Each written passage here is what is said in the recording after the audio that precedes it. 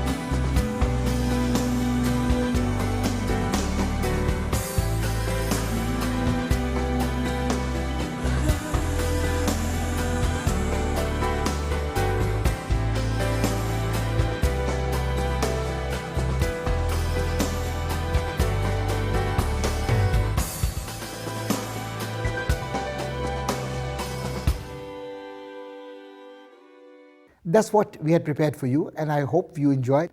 Your Excellency, I would like to begin at the very beginning. Very few of us remember that Canada is the second largest country in the world in terms of geographical expanse, stretching from the Atlantic Ocean to the Pacific and touching the Arctic. And it sort of puts to shade the much mightier superpower lying underneath. And the population density is very low. Only Russia is larger in size, but the Russian population is much greater. What does this expanse of land, this great land mass mean in terms of a person who comes from Canada? How does it feel to belong to a country which is as large as this?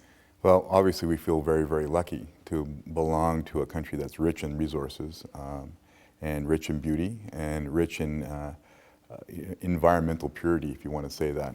We have, 20% of the freshwater resources in the world in Canada. So many Canadians will spend weekends at cottages at the lake in the summertime.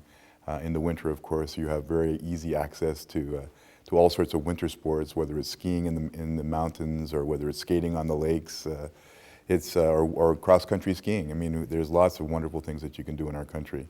And people always say, oh, Canada's a very cold country. Why would you want to go to such a cold country? I always say it's not a question of bad weather, it's a question of bad clothing. So if you prepare yourself for winter in Canada, it's a really fantastic experience. But I've been right across the country. Part of our training when I joined the Foreign Service was to see all parts of the country. And Newfoundland, of course, is our most easterly province, and then out to British Columbia. I've been to the most northerly part of Canada as well. In May, thankfully, it wasn't too cold. But you really get to see and understand the diversity of what we are as a country. A lot of our makeup as Canadians is based on the fact that we have such a beautiful geography and such a big geography. And we are who we are because when you're only 34 million people in the second largest country in the world, sometimes your neighbors are a long way away. And so you really do have a sense of community, which is different than when you live in a place like India or China, where I've been in both places now, where your communities are masses of people. In Canada, if you are driving from Regina to Saskatoon and you have a breakdown with your car, someone's going to have to stop and help you because that's just the nature. And people do that because in the wintertime you don't want to be stopped out there and stranded, so people will pick you up and you have a completely different sense of community and how you relate to other people. So that's a function of geography, it's a function of our country. And again, because of that, of the natural resources that we have, we've been able to weather the economic storm that other countries are going through right now. So we're doing quite well. Can we stay with geography a little more? I mean, this sense of wide open spaces and sparsely populated. Do people in Canada have a strong sense of regional identity to where they belong, whether they are from British Columbia, Vancouver, or they are from Quebec side or somewhere there? Is there some kind of a geographical indicator attached to the mental makeup? Well, I think if you were to, if you were in Eastern Canada, I'd say Atlantic Canada, probably you will have more affinity to people in the Northeast United States than you would with people in British Columbia. It's again part of our history and trading patterns has been typically north-south. So, and when you have a country that's 3,000 miles from one sea to the other, the personality is quite a bit different. So you'll see, the north-south linkage is really quite strong right across the country. So Washington State, Oregon, and British Columbia are quite similar in a lot of ways. It's defined by the mountains, it's defined by the ocean, it's defined by the weather because it tends to be more temperate, more rainy in both the United States, northwest United States and Canada. So yeah, you'll see a lot of similarities between people who live in British Columbia and people who live really from California right up to Washington State. Just like you'd see someone in Nova Scotia, very similar to people that you would see in Boston and how they think and how they act. So in the central part of Canada, the prairies would be similar to what you would see in the midwestern part of the United States. So yes, you're absolutely right. I mean, I think there's more similarity that way than there would be from a Quebecer to a person from British Columbia.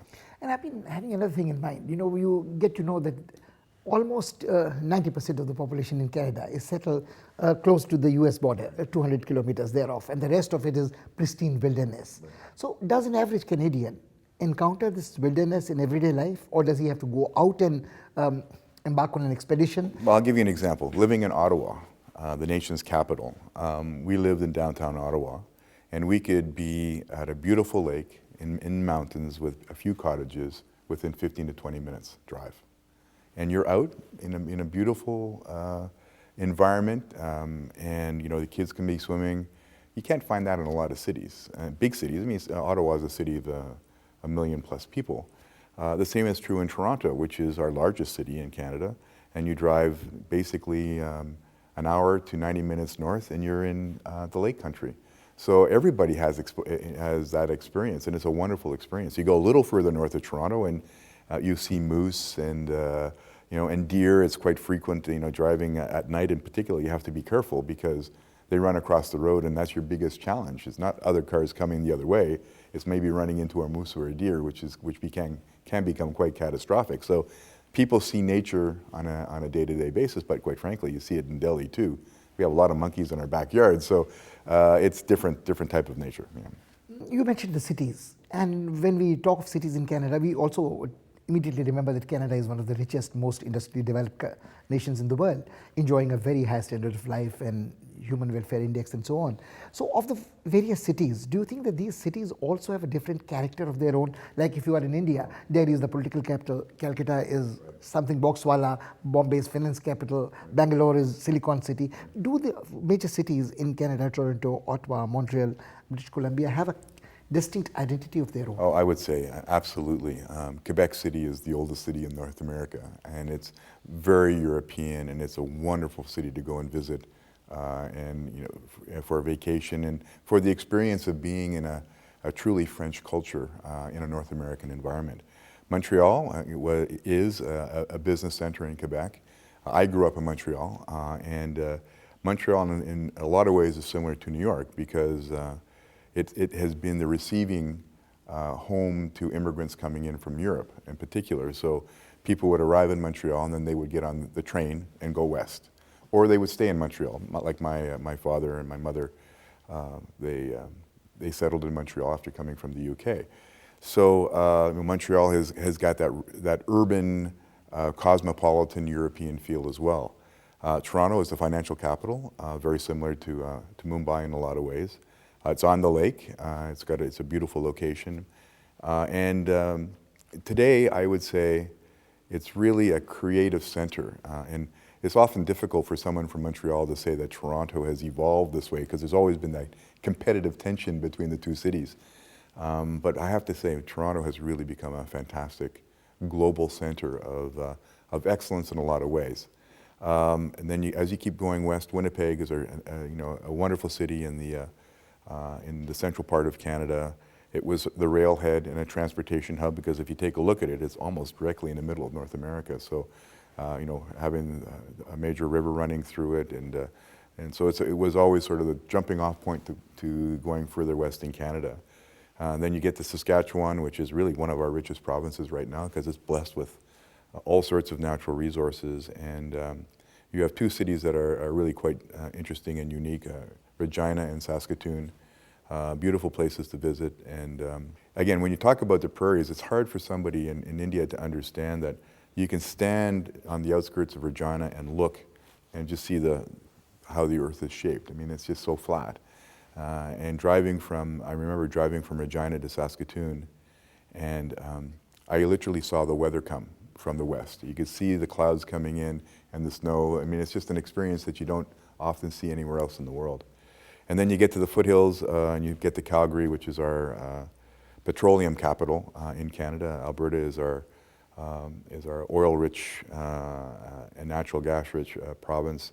And you have two major cities in Alberta. One is Calgary, of course, and then the other is Edmonton, which is the capital of Alberta.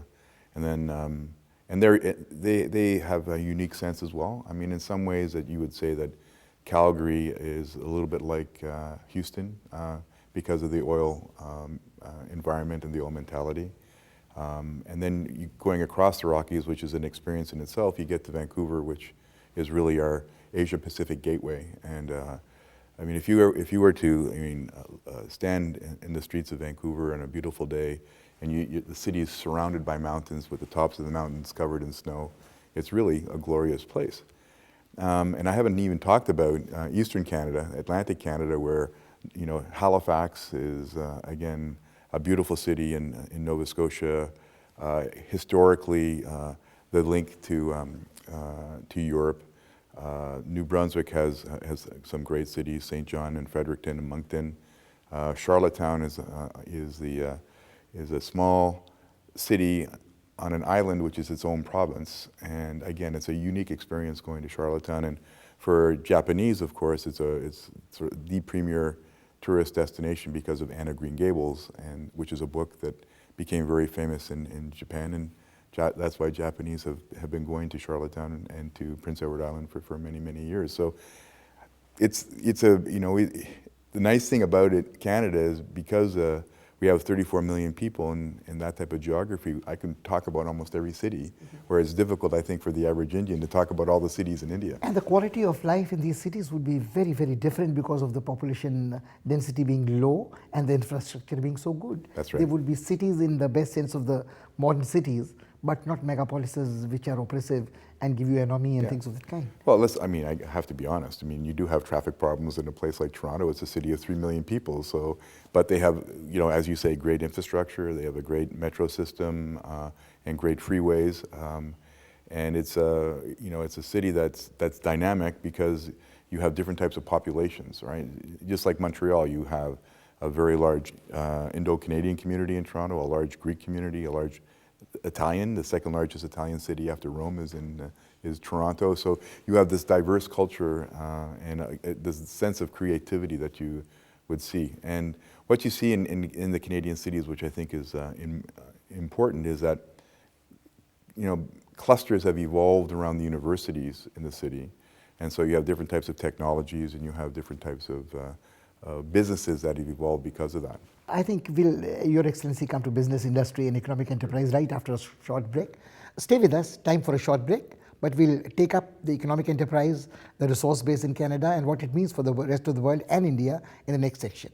And what most people don't know is that we are the largest exporter of petroleum products to the United States. Strategically, our future, although we've been heavily dependent on the United States for many years, our future is Asia Pacific. Our future will be China. Our future is India.